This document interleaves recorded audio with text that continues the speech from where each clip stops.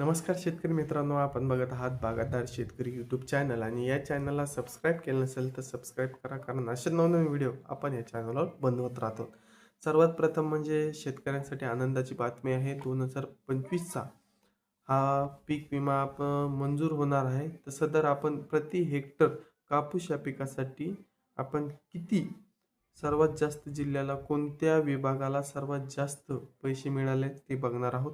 सर्वात प्रथम म्हणजे अहिल्यानगर आहे. अहिल्यानगरसाठी 13,135 रुपये आहेत. त्याच्यानंतर आहे अकोला. अकोलासाठी 9,350 रुपये आहेत. त्याच्यानंतर आहे अमरावती. अमरावतीसाठी 8,500 आहेत.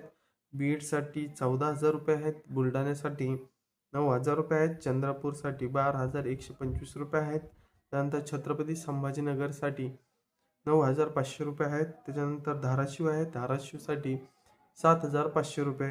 त्यानंतर धुळे आहे. धुळेसाठी 10,350 रुपये आहेत. तर शेतकरी मित्रांनो, हे सर्वात जास्त ज्या विभागात नुकसान झालं आहे त्या विभागाची रक्कम आहे. तुमच्या विभागात येण्यासाठी थोडीशी रक्कम कमी जास्त होऊ शकते. त्याच्यानंतर धुळे आहे. धुळेसाठी 10,350 रुपये आहेत. त्याच्यानंतर गडचिरोली. गडचिरोलीसाठी 13,350 रुपये आहेत. त्याच्यानंतर हिंगोली आहे. हिंगोलीसाठी 6,000 आहेत.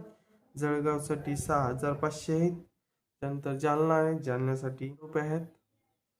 त्याच्यानंतर लातूर आहे. लातूरसाठी 8,900 रुपये आहेत. त्याच्यानंतर नागपूर आहे. नागपूरसाठी 8,500 रुपये आहेत. त्यानंतर नांदेडसाठी 9,000 रुपये आहेत. नंदुरबारसाठी 8,500 रुपये आहेत. त्यानंतर नाशिक आहे. नाशिकसाठी 6,500 आहेत. परभणी आहे. परभणीसाठी 10,150 रुपये आहेत. त्यानंतर सांगलीसाठी 10,150 रुपये आहेत. त्याच्यानंतर सांगली झाल्यानंतर परभणीसाठी आहेत 10,150 रुपये. सांगलीसाठी आहेत 5,450 रुपये. त्यानंतर सोलापूर आहे. सोलापूरसाठी 8,590 रुपये आहेत. त्यानंतर वर्धा आहे. वर्धासाठी 9,900 रुपये आहेत.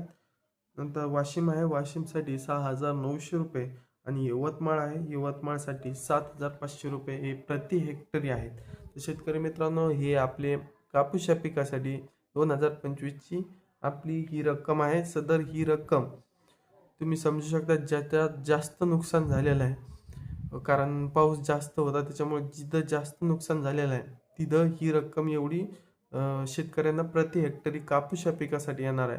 आणि दुसरी जी रक्कम आहे, समजा याच्यामध्ये कमी जास्त होणार आहे, तुम्ही समजू शकता तुमच्याच विभागात काही कमी जास्त होईल, त्याच्यामुळे ही रक्कम फक्त ही ग्राहित आहे. तुम्हाला याच्या जास्त याच्या तुमचं जास्त नुकसान झालेलं असलं तर एवढी रक्कम मिळू शकते. तर शेतकरी मित्रांनो, ही आपली कापूस या पिकासाठी होती. सदर आपण दुसरं पीक असेल तर त्याचीही बातमी घेणार आहोत. ते व्हिडिओ पुढे आपण बघणारच आहोत. पण आपल्या चॅनलला सबस्क्राईब केलं नसेल तर सबस्क्राईब करा, कारण असे नवनवीन व्हिडिओ आपण या चॅनलवर बनवत आहोत. आणि तुम्हाला आणखीन म्हणजे कोणत्या पिकाचं तुम्हाला पीक विम्याची रक्कम बघायची असेल तर त्याचीही तुम्ही कमेंटमध्ये सांगा मला, त्याचाही आपण व्हिडिओ बनवणार आहोत. तर धन्यवाद.